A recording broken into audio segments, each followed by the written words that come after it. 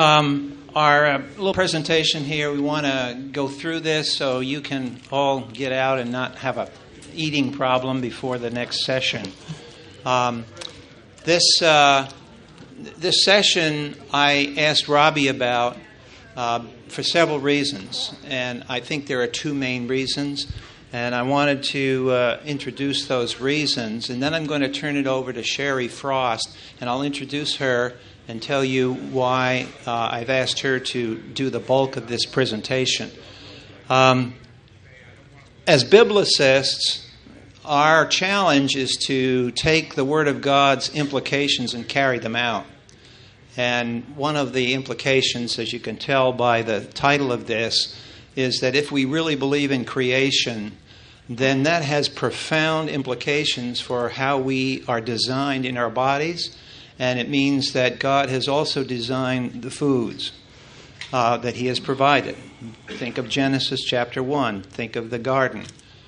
God has provided those foods. What's missing in modern medicine and modern health care is a profound appreciation for design. Think about the fact that in the healthcare community, most doctors come out of an evolutionary point of view. Their view of the human body is that it's an accumulation of random events. That's why years ago they took all our tonsils out, my generation. That it was just a vestigial organ. Well, it was my generation that had polio. And so years later, after they did research, they found out, tonsils are the part of your immune system where the polio antivirus is created. So the idea of your appendix and your adenoids, your tonsils, that these are just junk left over from the evolutionary, it's a legacy of the evolutionary process. That has caused changes in medical thinking. So as creationists, we come to the medical healthcare system with the idea that God doesn't design junk. There are no such things as vestigial organs. There's no such thing as junk DNA. And when we talk about food, we're talking about molecules, food, and the matrix of food that has been created with a design. So I just have this one slide, and then I'm going to turn it over to Sherri. But this slide, it conveys the issue here. In the top piece there where you see all the little blue dots, we have in our modern scientific thinking that we can extract a vitamin or mineral out from a food, and we take a supplement or something like that. The problem is that that food contains other things. How do we know, for example, the B complex of vitamins, we have up to B12? How do we know there isn't a B26? We don't know that yet. So we have these unknowns in the food, but as creationists, we trust that that isn't junk there, that God has put that in the food that way.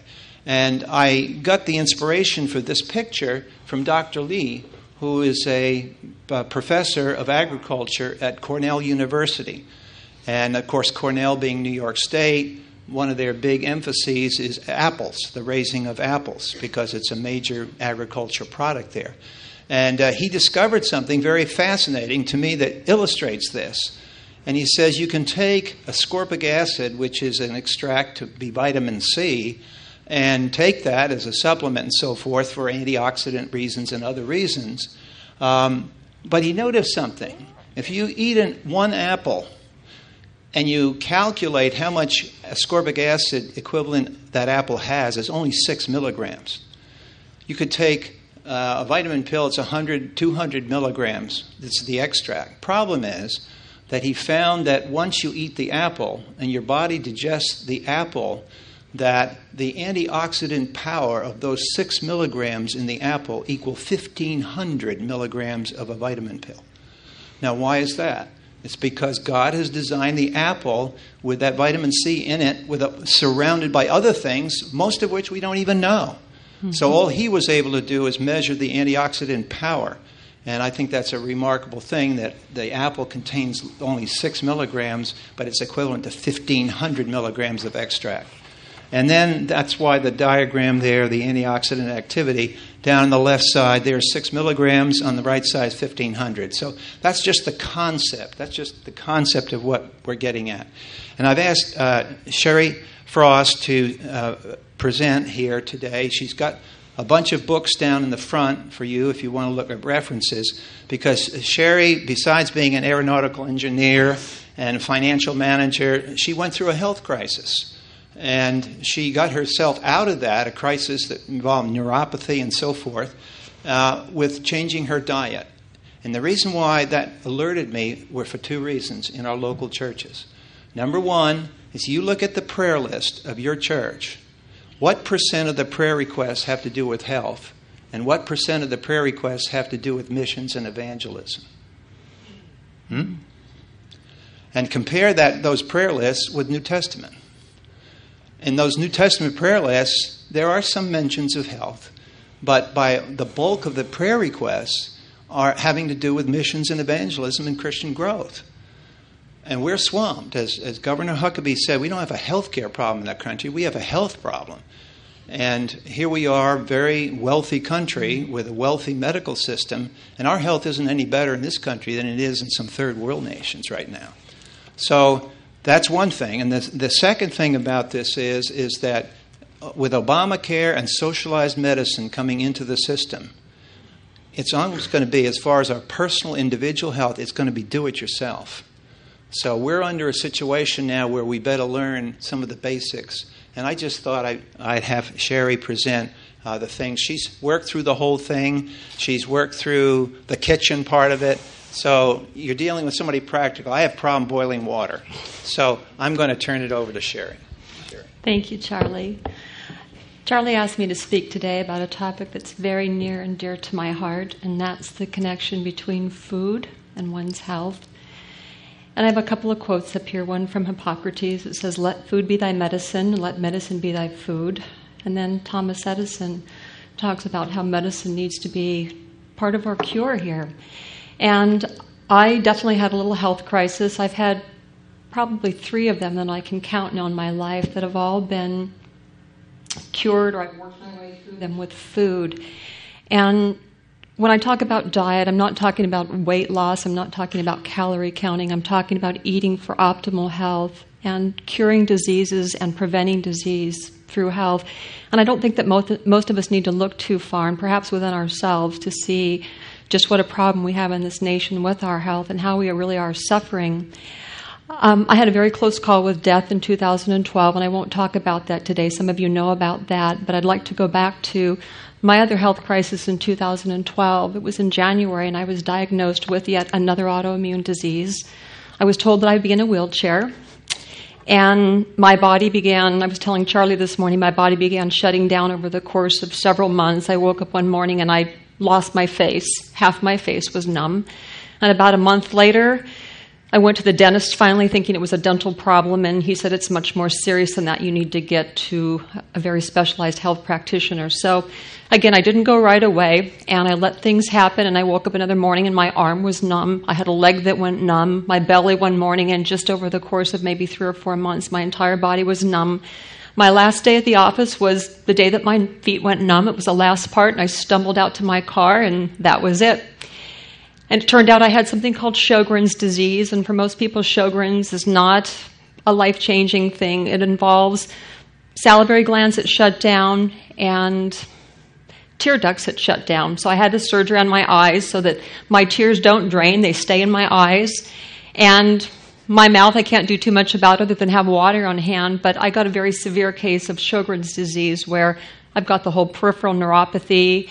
There's been some fibromyalgia with that. I've had some Raynaud's where my hands and feet get very, very cold. So anyways, my doctors told me in January 2012 I was headed to a wheelchair and that I needed to start taking some very heavy drugs and be at the hospital several times a month, getting IV transfusions, swapping out, taking out my blood and putting other things in. And I didn't want to deal with any of that.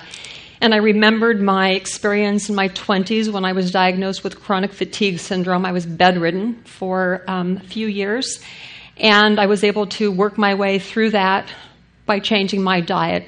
parasites were really at the root of that, but I was labeled with chronic fatigue syndrome and told I'd be tired for the rest of my life, and I didn't buy it, did my research, and found out I had parasites, but it took many years of correcting the parasites and changing my diet to dig my way out. And then in my late 30s, after I'd married Larry, came across another problem, and I was diagnosed with irritable bowel syndrome. And at the hospital, and they said, nothing you can do for that. And again, I looked to food, and by just taking really one thing out of my diet, all of my abdominal pain went away overnight. And so fast forward now when I get this next diagnosis, and I'm thinking, okay, Sherri's going to look at food. It's been a passion of mine since I was 14. And I took control of my family's kitchen back then. Didn't know what I was doing, but all that I knew when I looked at my parents' friends is that, and maybe it was a vanity thing at that time, but I looked at all of them, and they just were all so heavy, and they didn't look healthy. And I didn't want to end up like that. So I began looking into food and what is healthy food. And I took over my parents' kitchen and began cooking and, thought we were doing good things for ourselves. But anyways, what I want to jump to right now before we go too much further is Charlie and I loaded a video of a woman in Iowa. She's an MD, and she was diagnosed with multiple sclerosis and had been in a wheelchair for several years. She discovered through diet how to dig her way out of that, and she now has no wheelchair in her life. She's healthy. She rides horses. She bike rides again. And Larry and I saw her speak in 2012 when I was on my next mission here to figure out what I could do about my health in terms of looking at food. So we're going to play her video here, and unfortunately it's 17 minutes long, but and I tried to think about an ability to edit out some of this, and when I watched it, I just thought, I'd like you to see the whole thing. So maybe we could dim the lights and just take this in. So I love doing taekwondo and was once a national champion. But a lot has changed since then. I went off to medical school, became a physician. I had a son and then a daughter. And I developed a chronic disease for which there is no cure. In 2000, when I was diagnosed with multiple sclerosis, I turned to the best MS center I could find, the Cleveland Clinic. I saw the very best doctors receive the best care possible, taking the latest, newest drugs. Still, by 2003, my disease had transitioned to secondary progressive MS. I took the recommended chemotherapy. I got the tilt-recline wheelchair. I had one with a motor I could drive around. I took Tysabri and then Celcept, but continued to become more severely disabled. My disease had transitioned. I was afraid that I was going to become bedridden. I turned to reading the latest research using PubMed.gov. I knew that brains afflicted with MS over time shrank. I therefore went to every night reading the latest medical research about the diseases in which brains shrink. These diseases were Huntington's, Parkinson's, and Alzheimer's. I saw that in all three conditions, the mitochondria do not work well, leading to shrinking brains. With more searching, I found studies in which mouse brains and their mitochondria had been protected using fish oil, creatine, and coenzyme Q. I translated those mouse-sized doses into human-sized ones and began my first round of self-experimentation. The rapidity of my decline slowed, and I was very grateful, but I was still declining.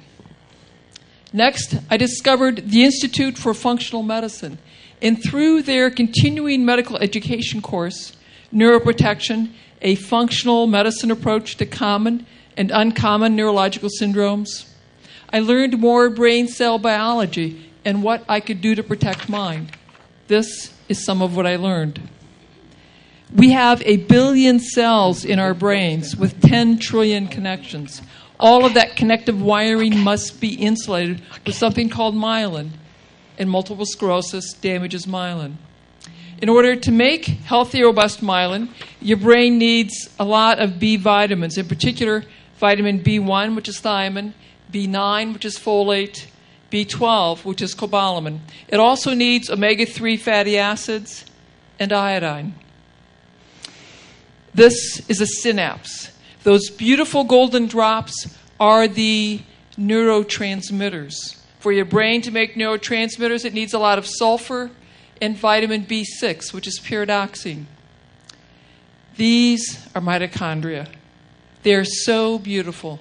And they're so critical to your lives because it is the tiny mitochondria in each of our cells that will manage the energy supply for that cell. Without your mitochondria, you would be no larger than bacteria. In medical school, I had to memorize countless reactions involving my mitochondria, but I never learned which compounds my cells could manufacture and which I needed to consume in order for those reactions to happen properly. I now know that I need a lot of B vitamins, sulfur, and antioxidants for my mitochondria to thrive. And so I added B vitamins, sulfur, and antioxidants to my daily regimen. And then it occurred to me that I should get my long list of nutrients from food. That if I did that, I would probably get hundreds, maybe thousands of other compounds that science had yet to name and identify, but would be helpful to my brain and my mitochondria. But, I didn't know where they were in the food supply, and neither did the medical techs nor the food science techs with whom I consulted. But the internet did. And so that's really very helpful. So using it, I was able to design a food plan specifically for my brain and my mitochondria. And now, before I tell you what that food plan is, we're going to check in to see what Americans are eating. I'm going to start with you guys. So I want you to think back to the last 24 hours, add up all the fruits and vegetables that you've eaten. Don't include potatoes or corn because those are starches. Now, if you could cover a dinner plate heaped high, raise your hand. Come on, don't be shy. Raise your hands. Okay. Now, if you could cover 2 dinner plates, keep your hands up. Anyone can have eaten 3 dinner plates? Look around. See how few hands are up. Okay? Now we're going to check with another family. This is from Hungry Planet by Peter Wenzel. It shows what this American family will eat in the coming week. Look closely, and you're going to see a lot of processed foods in boxes, jars, and other containers. This is how most Americans eat, and this is how most societies eat as they become more affluent. And it's likely why, as societies become more affluent, their health declines. This slide is from work done by Professor Lauren Cordain. He is showing the percent of Americans whose daily intake is below the recommended daily allowance for a variety of important nutrients. On the bottom half of the slide you'll see that less than half of us take in enough B vitamins, vitamin C, and vitamin A. Now, if you look at the top half of the slide, you'll see that 2/3 of us do not take in enough calcium, magnesium, zinc, or iodine, and that 80% do not take in enough omega-3 fats. You are all starving yourselves. We are alive because of complicated chemical reactions. If you're not providing the building blocks, that is the vitamins, minerals, essential fats, those reactions cannot happen properly, leading to the wrong structures being made or structures simply not being made at all. You set the stage for chronic disease. This is why our children are born with jaws that are too small, leading to crooked teeth and smaller brains. This is why your blood vessels become stiff as you age. This is why 1 in 3 American children, or 1 in 2 if you're African American or Hispanic, will become diabetic and obese as children or young adults. This is why if you go to our schools, every year we have more and more children with severe learning problems and severe behavior problems. But it does not have to be this way. For 2.5 million years, humans ate what we could gather and hunt. They're called foragers, also known as hunter-gatherers. That hunter-gatherer diet, that paleo diet, consists of leaves, roots, berries, meat, and fish. It's locally obtained, fresh, in season, and of course, organic. The Inuits in the far north ate very differently than the Africans on the savannah. And yet, when scientists have analyzed these hunter-gatherer diets, they exceed the recommended daily allowance 2 to 10-fold, depending on the nutrient. These ancient peoples know more about eating for optimal health and vitality than we physicians and we scientists. The hunter-gatherer diet has more nutrition than the American Heart Association diet, more nutrition than the American Diabetes Association diet, and more nutrition than the USDA Food Pyramid diet. I therefore started with a hunter-gatherer diet. I used those concepts, but I structured it to be sure I was getting the nutrition, the vitamins, minerals, nutrients that I identified as critical to my brain cells and my mitochondria. That diet is this: 3 cups of green leaves, 3 cups of sulfur-rich vegetables, 3 cups of bright color, grass-fed meat, organ meat, and seaweed. 3 cups is a dinner plate heaped high. I start with greens because they are rich in B vitamins, vitamins A, C, K, and minerals. And those are 2 types of kale. Kale has the most nutrition per calorie of any plant. The B vitamins will protect your brain cells and your mitochondria. Vitamins A and C support your immune cells. Vitamin K keeps your blood vessels and bones healthy. And minerals are cofactors for hundreds of different enzymes in your bodies. Plus, having a plate full of daily greens will dramatically lower your risk of cataracts and macular degeneration, a leading cause of blindness in the U.S. So, have more kale, more parsley, more cooked greens. Have more smoothies and greens. Have dehydrator kale chips, which are so delicious. My teenage daughter and her friends love them. I want you to have 3 cups, a plate full of sulfur-rich vegetables every day. Your brain and your mitochondria need sulfur. Your liver and kidney need sulfur so they can remove toxins from your bloodstream. The cabbage family is rich in sulfur. That includes cabbage, broccoli, cauliflower, Brussels sprouts, turnips, rutabagas, radishes, collards, and kale. The onion family is also rich in sulfur. Onions, garlic, leeks, chives, shallots, and so are mushrooms and asparagus. I also want you to have a plate, 3 cups, preferably 3 different colors every single day. Colors are flavonoids and polyphenols. These are potent antioxidants that will support your retina, your mitochondria, your brain cells, and the removal of toxins. You can get your colors from vegetables like beets, carrots, peppers, red cabbage, or you can get them from berries and brightly colored fruits like peaches and oranges. I want you to have high-quality protein that's rich in omega-3 fatty acids.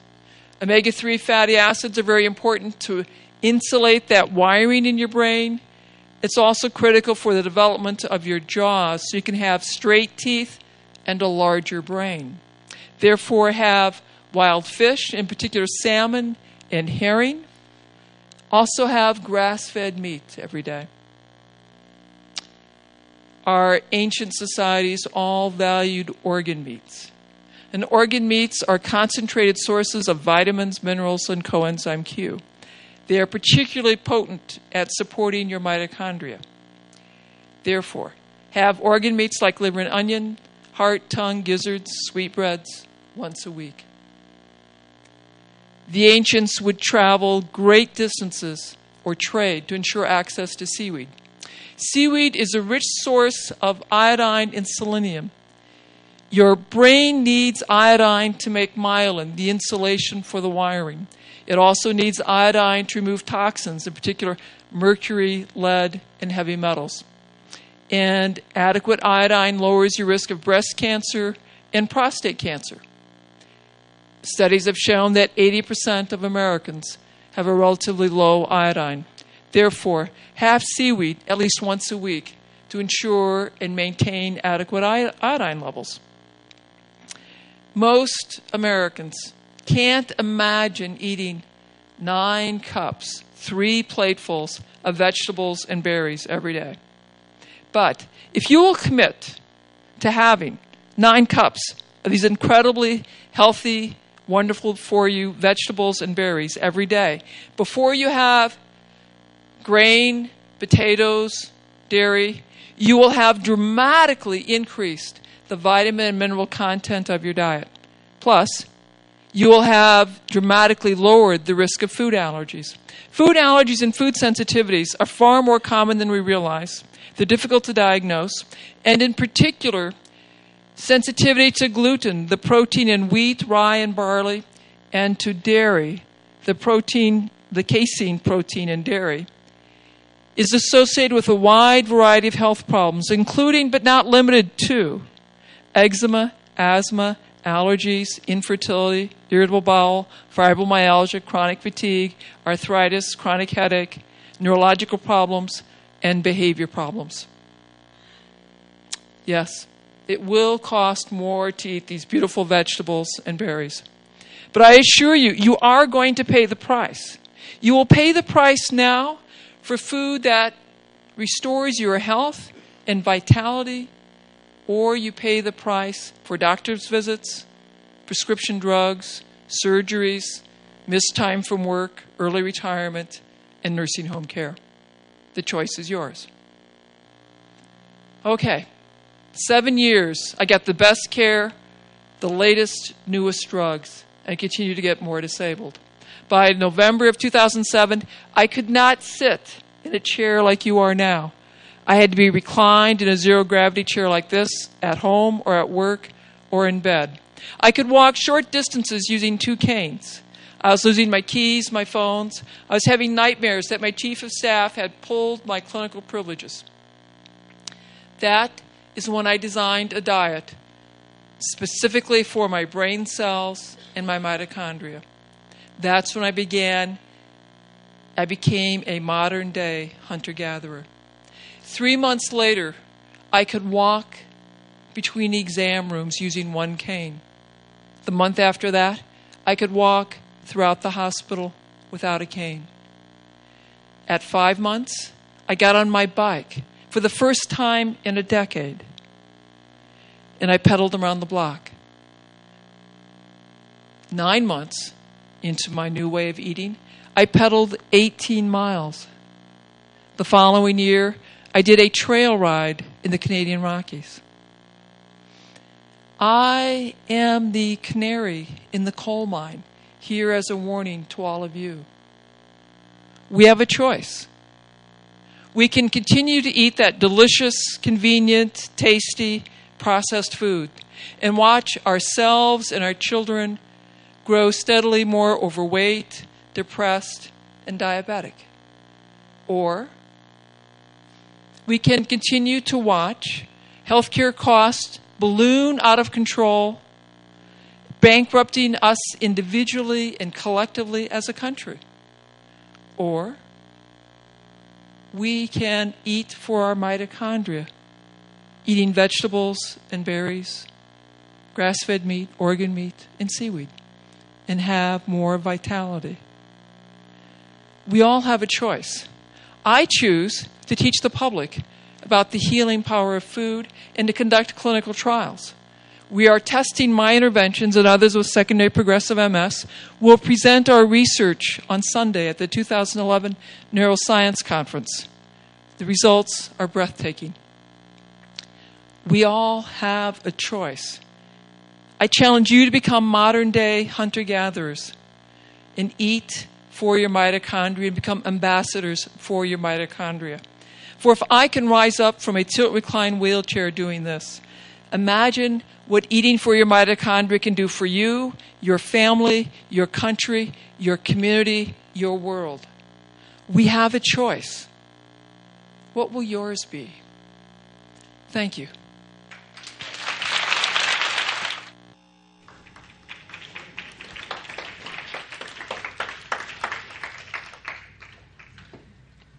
That video, when I saw that 2 years ago, really rocked my world. And I don't know if it does anything for you, but to think that she could take herself out of a wheelchair was really inspirational for me, that I could maybe keep myself from getting there.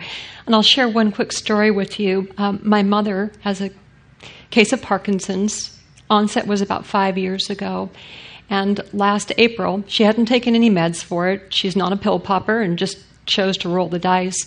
Last April, she couldn't get out of bed one morning and called to my dad, and 911 came. And it had now hit the wall, her Parkinson's. She couldn't walk. And she spent 4 months in the hospital. Her health unraveled. She had full-on dementia. My mother is a Bible-believing Christian, active in her church, played bridge, did crossword puzzles, avid reader. They cruised the world. And she now sat in the hospital and stared at the floor. And when we got her home 4 months later, during which time my father remodeled the first floor of their home to make it wheelchair accessible so we could get Mom home. And Mom's caregiver that I was involved with is a dear girlfriend of mine from childhood who moved in with them and began cooking for them. And I had Tammy. I don't know if you noticed the slide that she talked about, but she paid specific attention to gluten and dairy. I don't know if you caught that, but how those are tied to all kinds of disorders, including neurological. My mother had removed most of the dairy from her diet about a year ago due to severe arthritis, and so we were working through that. And I had Tammy, my mom's caregiver, remove the gluten from her diet. And in less than 2 months, my mom was walking again, and the wheelchair now hangs from the ceiling of the garage. And she has greatly reduced all of her meds. And there are medical doctors in my family that will still say it was the drugs. And I will say it was not the drugs. My mother spent 6 months in her wheelchair on drugs with no improvement whatsoever. And we changed Mom's diet, and Mom is doing better than she has in years. And so that's just a real testimonial to what you can do with food. And when I adopted my new diet, and I've incorporated some of her principles as well as some others that I've learned along the way. And within about 6 weeks for myself, things began to turn around. I was 48 years old when I got my diagnosis. Everything had gone numb, and I mean everything. I wasn't making it to the bathroom on time because I couldn't feel anything. And I contemplated at 48 being in a wheelchair, wearing Depends. The loss of part of my special relationship with my husband because I couldn't feel anything anywhere. So it was just devastating. But when I began to turn things around within 6 weeks and things began to wake up and I began to feel things in my body and the numbness started to shed.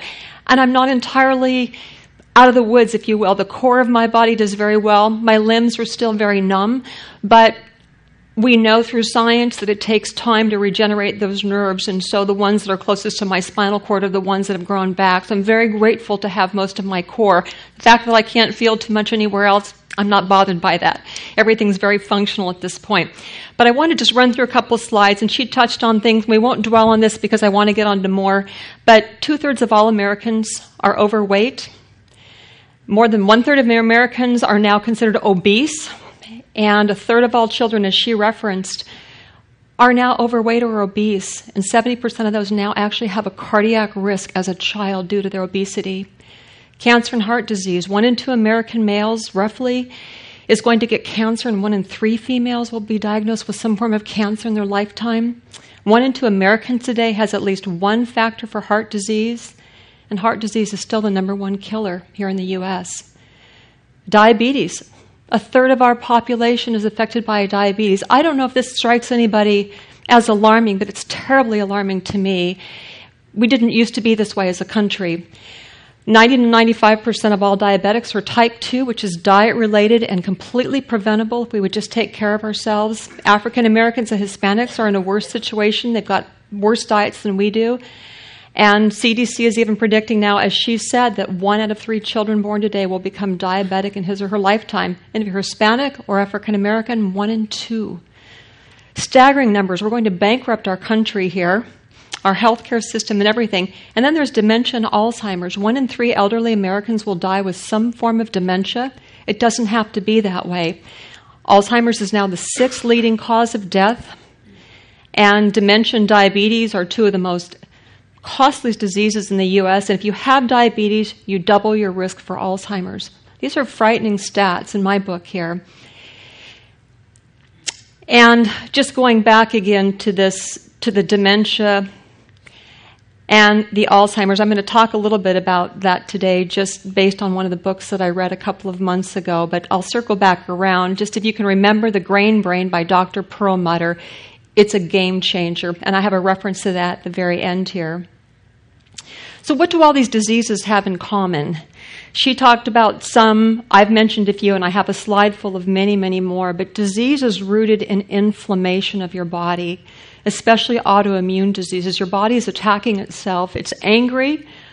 It's not in a state of homeostasis where we want it to be. And inflammation is tied to acidity in your body. And so our bodies have a natural pH set point, just like the acidity of your pool, if for anybody that has a swimming pool out here. And we measure our body's pH, or our body's acidity, in terms of pH. And here are some pH strips that I get from the health food store.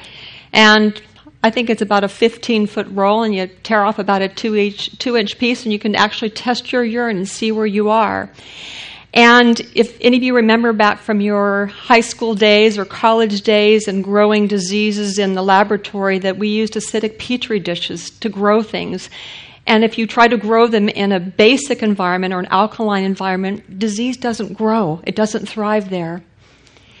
And is there a diet that can actually positively impact all of this? And there is. And I'm living proof of this, and so is my mother here. We can control our acidity or our pH through our diet here. And as we move away from foods that create acidity in our body and we move towards that alkaline range, wonderful things began to happen. And I watched my own progress through my pH strips, and I got these when I got my diagnosis and began testing myself, and it was just horrific. And it took a couple of months before I really began to see dramatic changes, and those changes were directly tied to what I could test myself. So there is a quantifiable thing that you can do. I get this at Whole Foods, and it's also available online as well. Some of you may not be able to read this from back, but this is just a more inclusive list of all of the things that can go wrong when you're on a very acidic diet, and you'll see arthritis up there. I mentioned chronic fatigue syndrome that I was diagnosed with in my 20s, which is, just this catch-all phrase when they can't figure out why you're exhausted all the time.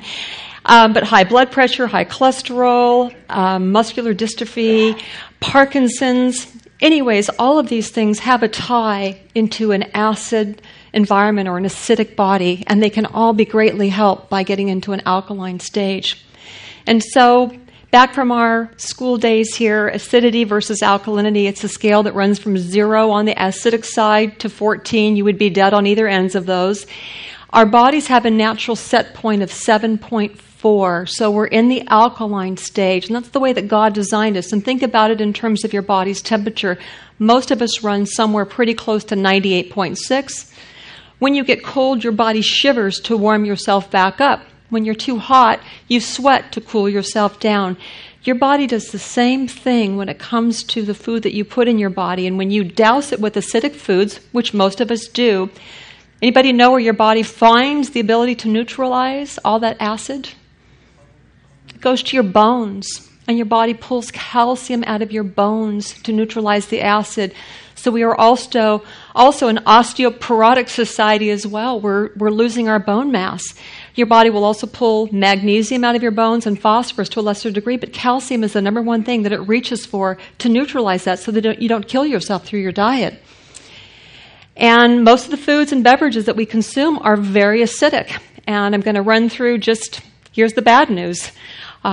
Processed foods, for the most part, are all acidic. Sugar, soda, dairy, gluten. Those are not your friends, and they will greatly acidify your body. I'll go into a little bit more detail here. Processed foods, I think most of us would agree that they should be avoided. The average person consumes 120 pounds of food-related chemicals every year by buying things in boxes and cans and so forth. Sugar, we consume about 150 pounds of sugar annually versus just 5 pounds for maybe our great-grandparents at the turn of the century. Sugar is extremely acidic, and it also suppresses your immune system. So when you're running around with high blood sugar, guess what? Your immune system is suppressed and opens the door for disease to come in. When you drink a glass of soda, a 12-ounce can of soda, You're going to shock your body's pH. Soda runs in the 2-point-something range. It takes 32 glasses of water to restore your body's pH when you drink a can of soda. But again, none of us are going to do that, so you're going to go to your bones to find the ability to neutralize that acid. Dairy is one of the most acidic foods. It's one of cancer's favorite foods.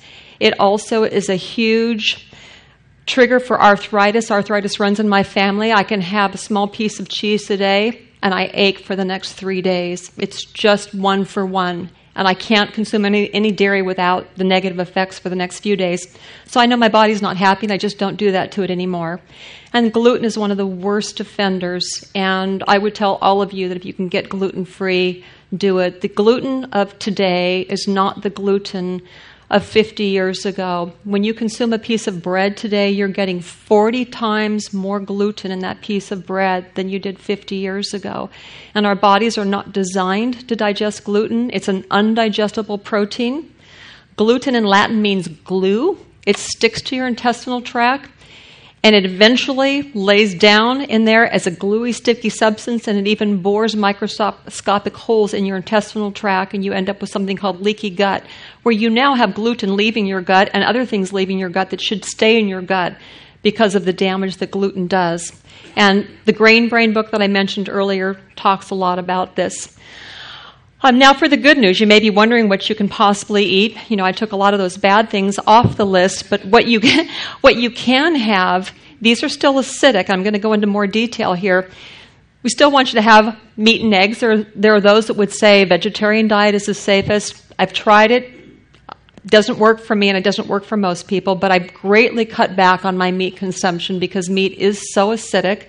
So I eat enough to get my amino acids and to feel good, but I don't sit down and ever have a 10 or 12-ounce steak, and I certainly don't do things like that 3 times a day. You can have alcohol. Again, it's very acidic, but red wine has some wonderful benefits in terms of antioxidants. Coffee also being acidic, but you can have a little bit due to its antioxidants.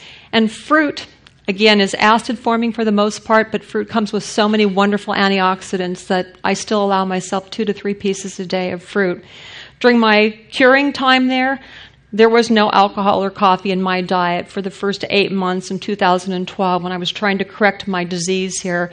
Fruit was limited, and my meat was very limited as well, but I didn't touch the alcohol or coffee until I was really out of the woods at that time. Eggs okay? Pardon me? Eggs are okay. Eggs are still acidic, but they're a great source of protein, and especially if you're buying free-range, antibiotic-free, hormone-free eggs. And that's what you want to do with your meat as well. You know, get the grass-fed meat versus the grain-fed meat that comes with all kinds of other things with it. And to really alkalize your body, and so many people are averse to vegetables, but vegetables are really the key. And our dinner plate at home now, the vegetables used to be in a little corner of the plate. And yes? I was just wondering about grass-fed dairy. The reason I don't do even grass-fed dairy, and there are those that are okay with that, it still has the casein protein and the whey protein, and those are so inflammatory that people like me with arthritis, I just can't do it. And one thing you want to remember too, and I've got a reference to the book at the end, is if you're familiar with the China study that was done by Dr. Colin Campbell years ago, they brought cancer, back to the labs, and they did this experiment with mice and rats. This is very interesting. They injected the rats, I think, first with cancer cells in their liver. They fed them a diet of casein protein from dairy. The tumor cells soared for 3 weeks and grew. They took the casein away, and the tumor cells shrank, and they couldn't find them. They put the casein back in. They went up.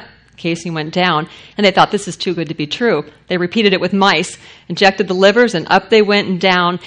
So casein is a food that cancer likes.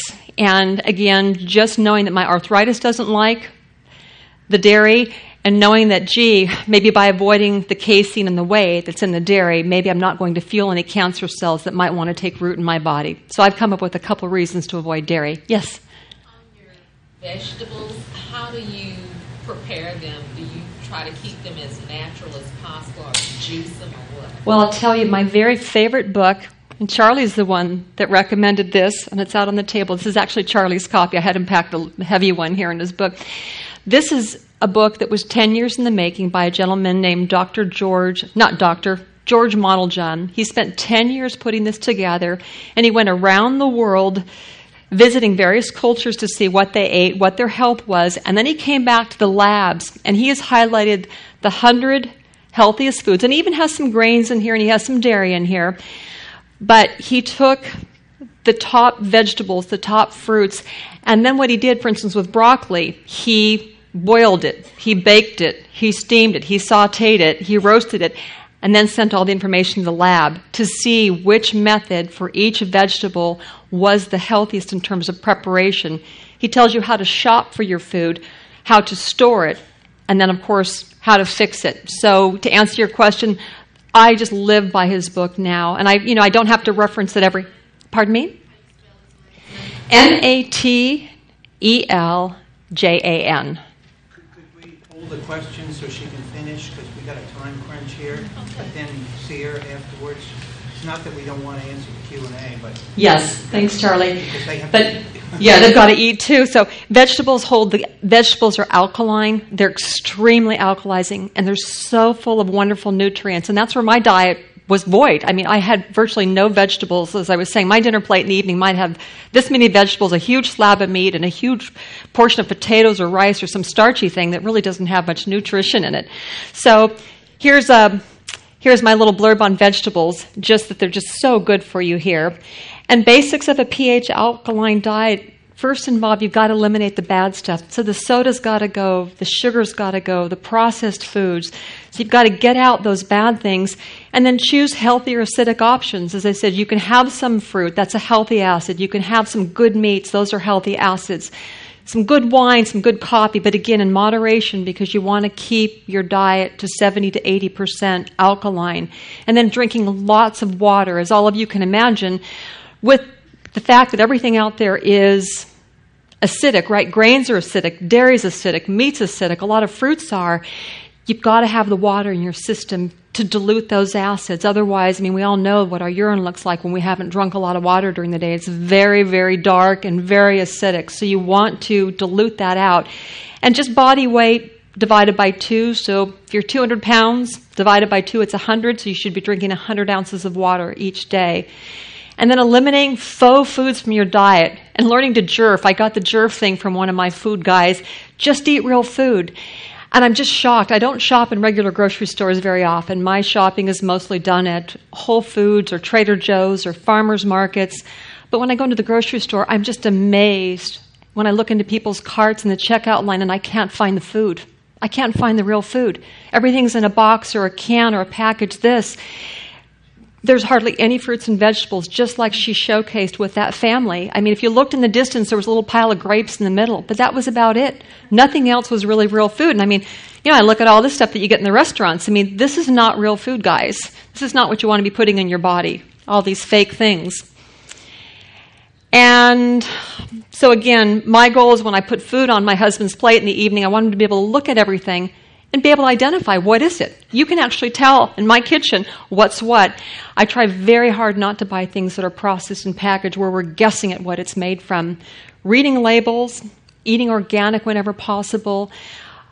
I have a philosophy in our house that we really don't eat it if it's not organic, but I know that that's tough for some folks to do. And so I've even put together, and this is widely available on the internet with some changes, but on the left-hand side there, these are what I call the dirty dozen, and they are so bad for you if you don't buy organic, whereas the ones on the right, if you can't find them organic, you're probably going to be okay. But when you think about the left side, for instance, peaches and nectarines, if you don't buy organic, have more than 60 different pesticides on them, just like apples. And I used to get sick to my stomach growing up as a child. Every time I ate an apple, I've discovered organic apples now, and they don't trouble me. So I know what was really getting at the bottom of all that. But you just want to avoid things like potatoes. They sit in the ground, and they soak up those pesticides. So there's a little list for you that you can reference. I have some handouts here up at the front. And then just good fats. I I was raised thinking that fats were bad. When I began my health quest in the 70s, everything was low fat, no fat. I jumped on that bandwagon, and I went high carbs all the way, and I did almost no fat. Wrong diet. You actually want good fats in your diet. They're critical to your body's health and to your brain health. And by good fats, we're talking about olive oil, flaxseed oil, coconut oil is just wonderful, and that's probably the one I use the most right now, and even butter. But no margarine, no fake butters, no fake fats. Not only are they bad for you, your body can't digest them, but they're also very acidic. So those bad fats I put in there, canola, corn, cottonseed, safflower, sunflower, those are all very acidic, and they have the wrong kind of fat in them.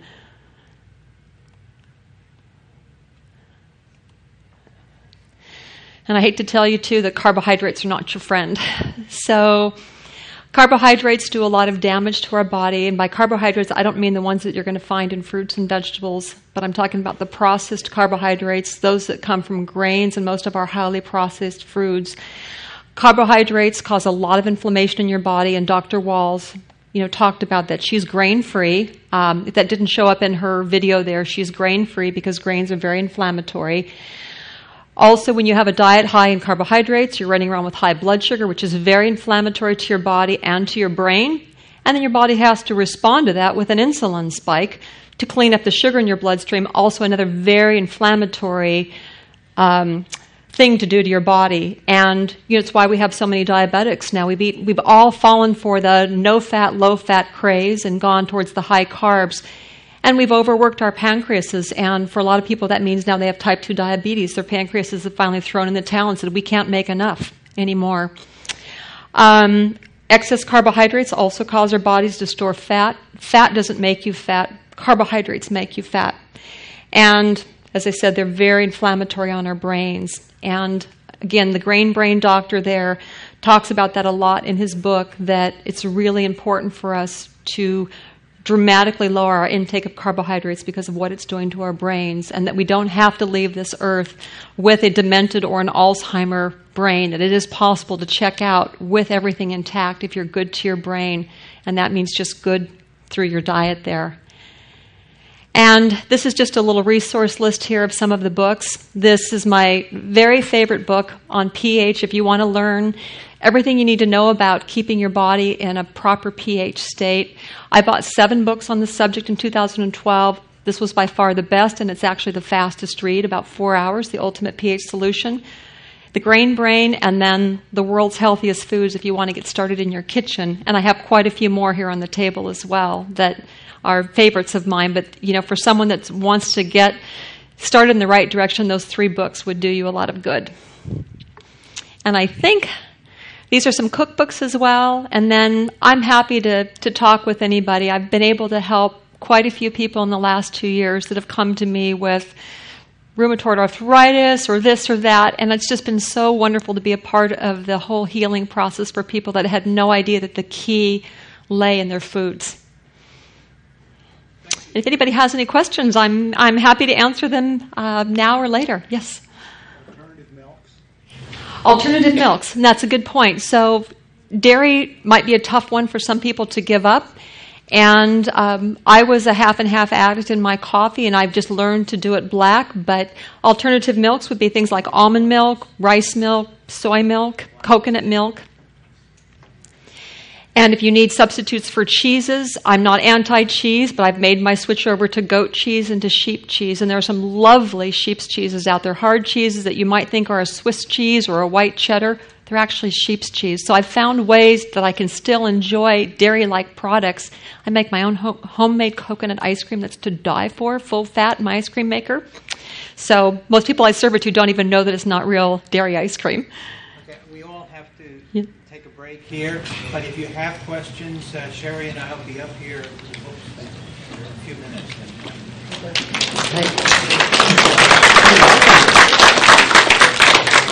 Go ahead and hang around with Charlie. You're not